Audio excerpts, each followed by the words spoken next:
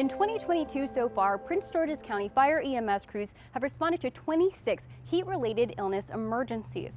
Last year, that number was 91, but these emergencies are entirely preventable. So here is some information to make sure you have a safe and healthy summer.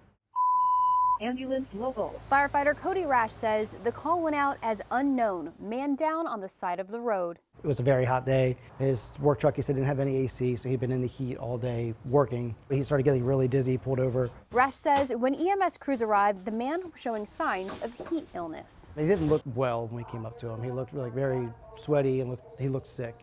And his chief complaint was that he was feeling dizzy, nauseous. Sometimes you may notice somebody sweating too much. Sometimes their heart rate is going to be elevated. They can have nausea, they can vomit, they can be dizzy. Those are all signs of heat exhaustion. When it kind of goes over to the heat stroke side, much more other times they're actually confused. EMS Medical Director Dr. Daniel Goltz says prolonged exposure to high temperatures can cause heat cramps, heat exhaustion, and worst of all, heat stroke, which can be deadly if not treated in time. The prime thing is get them out of that environment. If it's really hot or if they're really in the sun, get them into the shade. Another thing that we use, especially in the emergency department, is what we call evaporative cooling. So you're kind of misting them with water and fanning them at the same time, and that's really the best way to get them to cool down fast.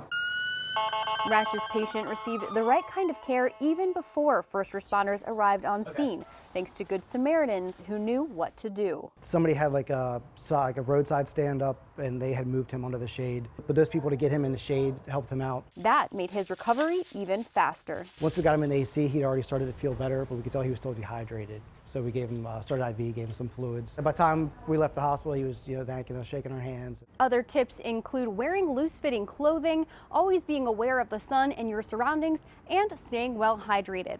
For PGFD News, I'm Veronica Marshall.